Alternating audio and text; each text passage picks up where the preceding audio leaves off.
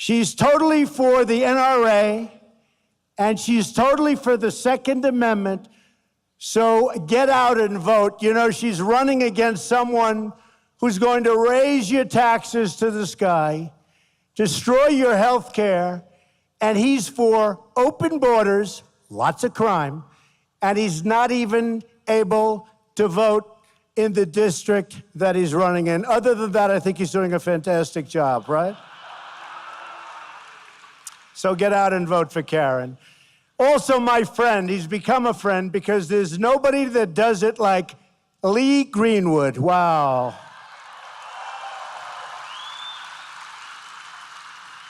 Lee's anthem is the perfect description of the renewed spirit sweeping across our country, and it really is indeed sweeping across our country. So, Lee, I know I speak for everyone in this arena when I say we are all very proud, indeed, to be an American. Thank you very much, Lee.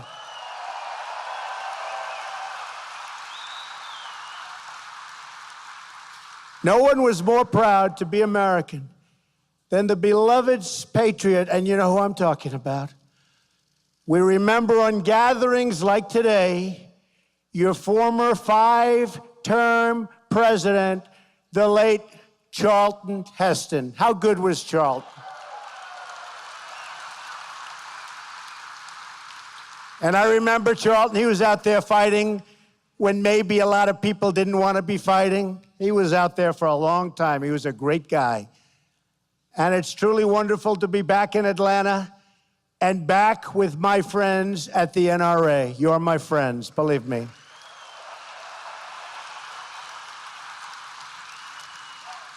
Perhaps some of you remember the last time we were all together. Remember that? We had a big crowd then, too, so we knew something was happening. But it was in the middle of a historic political year and in the middle of a truly historic election. What fun that was, November 8th. Wasn't that a great evening? Do you remember that evening? Remember that? Remember they were saying, we have breaking news. Donald Trump has won the state of Michigan. They go, Michigan, how did that? Donald Trump has won the state of Wisconsin. Whoa. But earlier in the evening, remember, Florida, North Carolina, South Carolina, Pennsylvania, all the way up. We ran up the East Coast. And you know, the Republicans have a tremendous disadvantage in the Electoral College. You know that. And tremendous disadvantage. And to run the whole East Coast, and then you go with Iowa and Ohio and all of the different states. It was a great evening, one that a lot of people will never forget. A lot of people. Not going to forget that evening.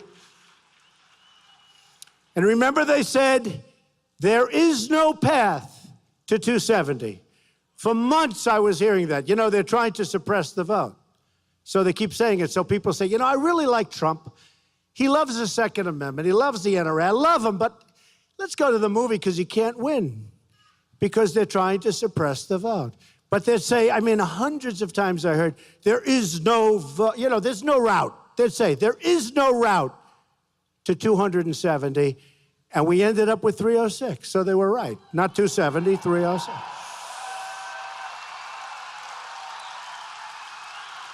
That was some evening. Big sports fans said that was the single most exciting event they've ever seen. That includes Super Bowls and World Series and boxing matches. That was an exciting evening for all of us, and it meant a lot. Only one candidate in the general election came to speak to you, and that candidate is now the President of the United States standing before you again.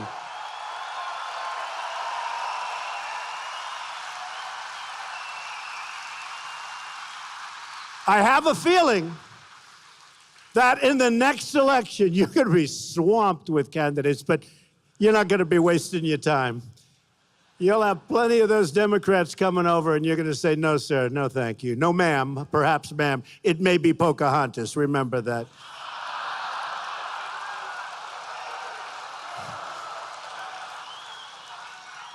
And she is not big for the NRA, that I can tell you. But you came through for me, and I am going to come through for you.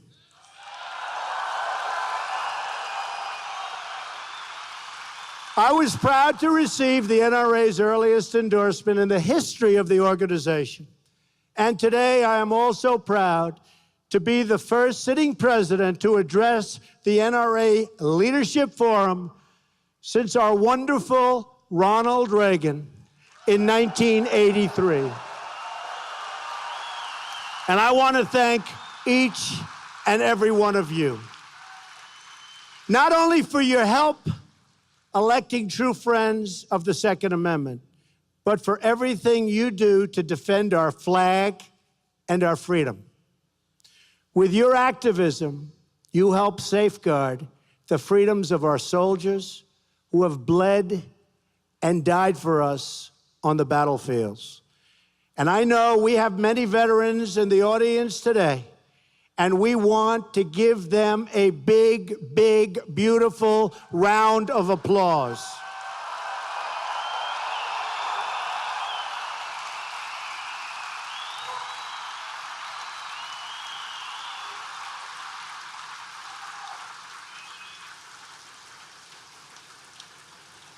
And like I promised, we are doing a really top job already.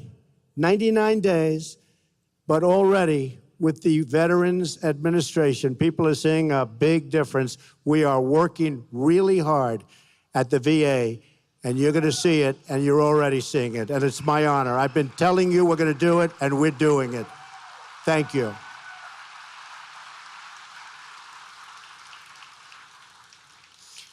The NRA protects in our capitals and legislative houses the freedoms that our service members have won for us on those incredible battlefields. And it's been a tough fight against those who would go so far as to ban private gun ownership entirely.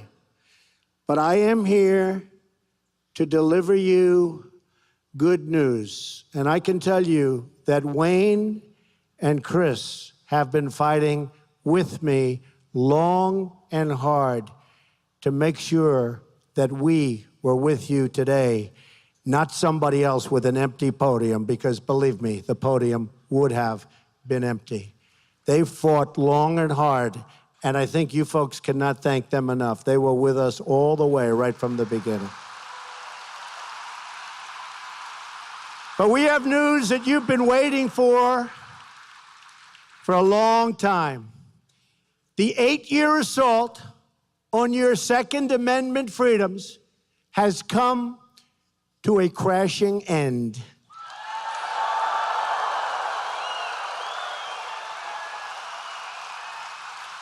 You have a true friend and champion in the White House. No longer will federal agencies be coming after law-abiding gun owners. No longer will the government be trying to undermine your rights and your freedoms as Americans. Instead, we will work with you by your side. We will work with the NRA to promote responsible gun ownership, to protect our wonderful hunters and their access to the very beautiful outdoors. You met my son. I can tell you, both sons, they love the outdoors. Frankly, I think they love the outdoors more than they love by a long shot Fifth Avenue, but that's okay. And we want to assure you of the sacred right of self-defense for all of our citizens.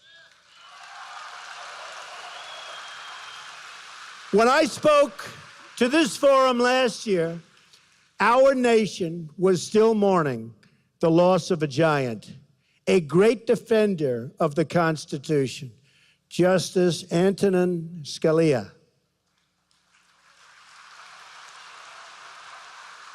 I promised that if elected, I would nominate a justice who would be faithful and loyal to the Constitution. I even went one step further and publicly presented a list of 20 judges from which I would make my selection. And that's exactly what we did. And by the way, I want to thank really Heritage, and I want to thank also all of the people that worked with us. Where's Leo? Is Leo around here? Where is he? He's got to be here. Where is he? He has been so good. But and also from Heritage, Jim DeMint, it's been amazing. I mean, those people have been fantastic. They've been real friends. The Federalist people, where are they? Are they around here someplace? They really helped us out. I kept my promise, and now, with your help, our brand new justice, and he is really something very special, Neil Gorsuch, sits on the bench of the United States Supreme Court. For the first time in the modern political era, we have confirmed a new justice in the first 100 days.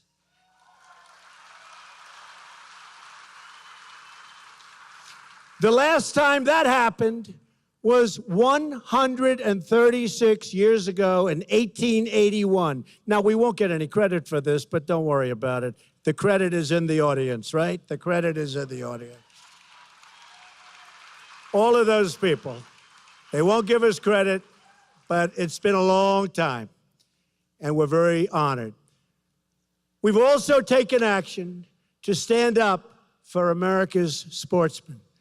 On their very last full day in office, the previous administration issued an 11th hour rule to restrict the use of lead ammunition on certain federal lands. Have you heard about that, folks?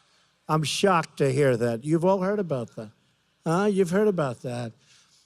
On his first day as Secretary of the Interior, Ryan Zinke eliminated the previous administration's ammunition ban.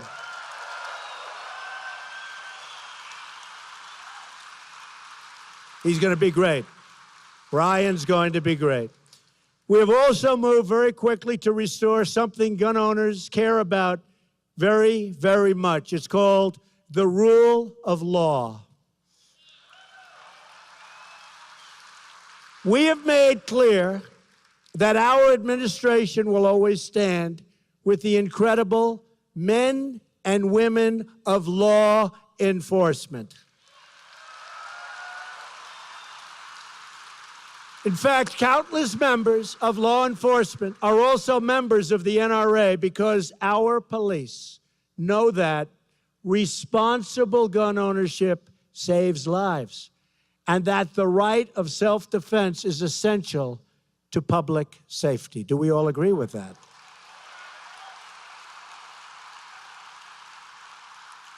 Our police and sheriffs also know that when you ban guns, only the criminals will be armed.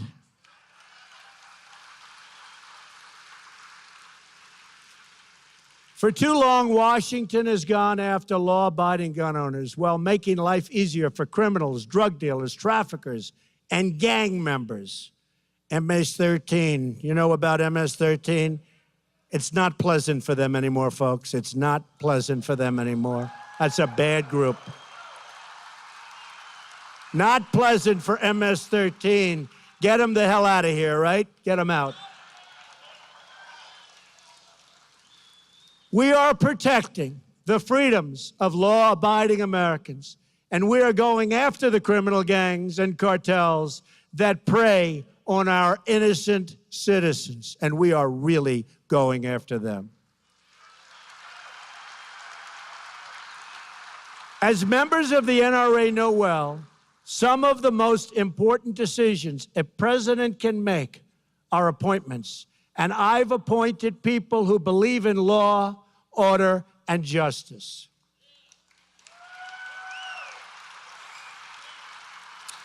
That is why I have selected as your Attorney General, number one, a really fine person, a really good man, a man who has spent his entire career fighting crime, supporting the police, and defending the Second Amendment. For the first time in a long time, you have a pro-Second Amendment, tough on crime Attorney General, and his name is Jeff Sessions.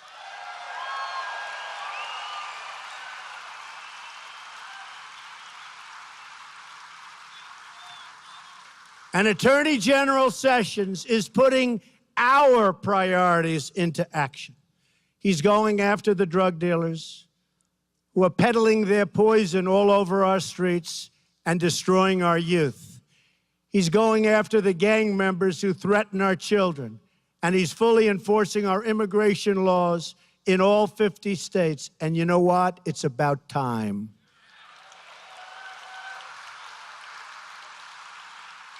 Heading up the effort to secure America's borders is a great military general, a man of action, Homeland Security Director John Kelly.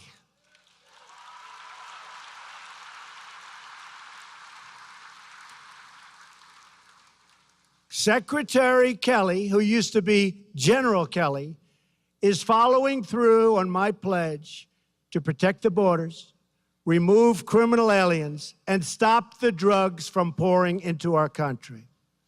We've already seen, listen to this, no, it's never happened before.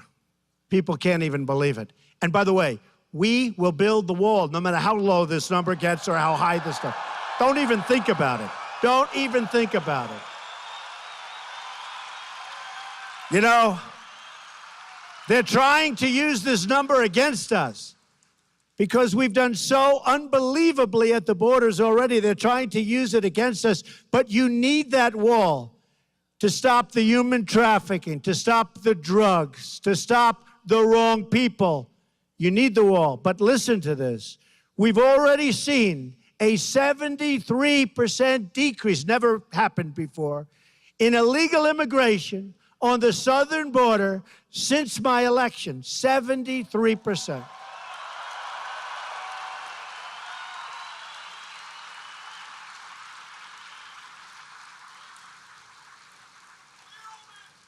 You see what they're doing, right? So why do you need a wall? We need a wall. We'll build the wall. Don't even think about it. Don't even think about it. Don't even think about it. That's an easy one. We're going to build the wall. We need the wall. I said to General Kelly, how important is it? He said, very important. It's that final element. We need the wall. And it's a wall in certain areas, obviously, where you have these massive physical structures you don't need, and we have certain big rivers and all. But we need a wall, and we're going to get that wall. And the world is getting the message. They know that our border is no longer open to illegal immigration, and that if they try to break in, you'll be caught and you'll be returned to your home. You're not staying any longer. And if you keep coming back illegally after deportation, you will be arrested, prosecuted, and you will be put behind bars. Otherwise, it'll never end.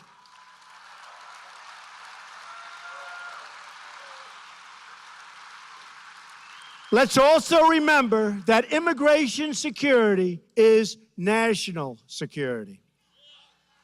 We've seen the attacks from 9/11 to Boston to San Bernardino. Hundreds of individuals from other countries have been charged with terrorism-related offenses in the United States. We spend billions and billions of dollars on security all over the world, but then we allow radical Islamic terrorists to enter right through our front door. That's not going to happen anymore.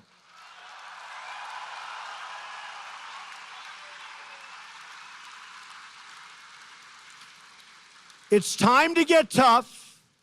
It's time we finally got smart. And yes, it's also time to put America first.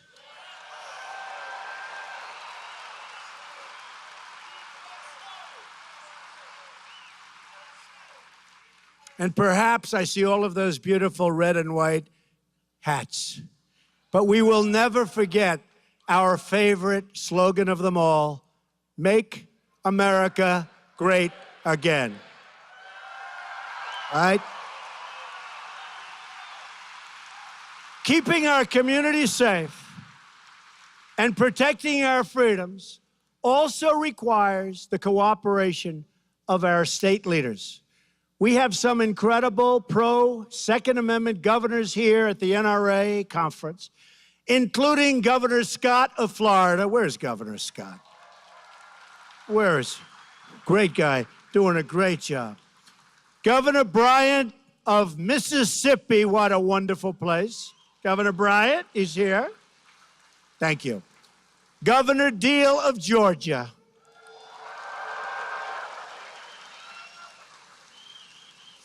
And we're also joined by two people that, well, one I loved right from the beginning. The other one I really liked, didn't like, and now like a lot again. Does that make sense? Senator David Perdue, he was from the beginning, and Senator Ted Cruz, like, dislike, like. Where are they? Good guys. Good guys, smart cookies. Each of these leaders knows that public officials must serve under the Constitution, not above it. We all took an oath to preserve, protect, and defend the Constitution of the United States, and that means defending the Second Amendment.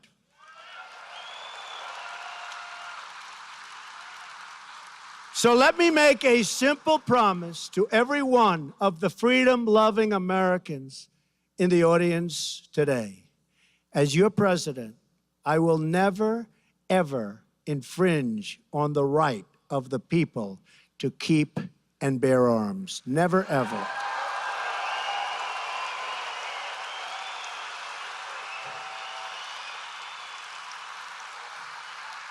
Freedom is not a gift from government. Freedom is a gift from God.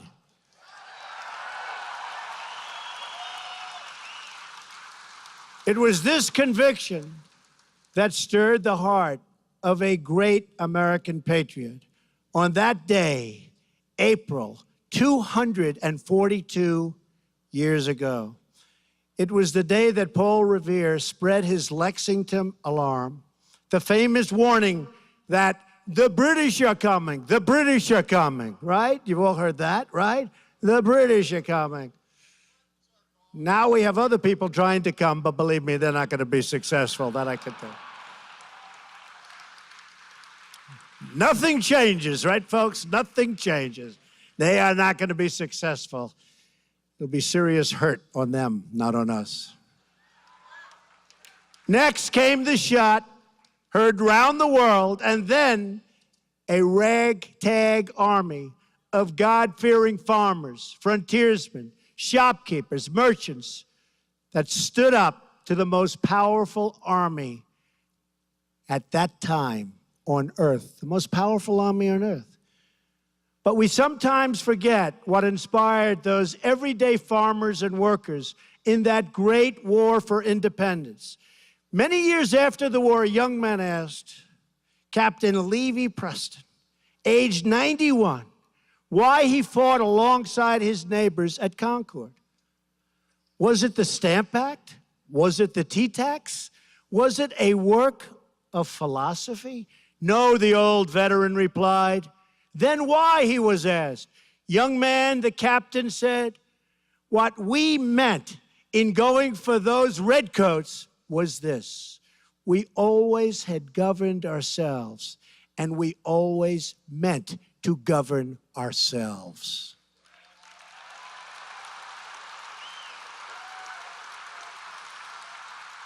Captain Preston's words are a reminder of what this organization and my administration are all about. The right of a sovereign people to govern their own affairs and govern them properly.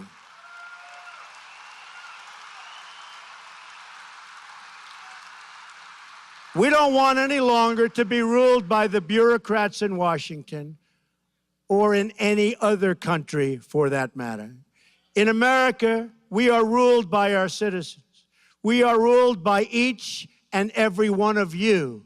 But we can't be complacent. These are dangerous times. These are horrible times for certain obvious reasons. But we're going to make them great times again.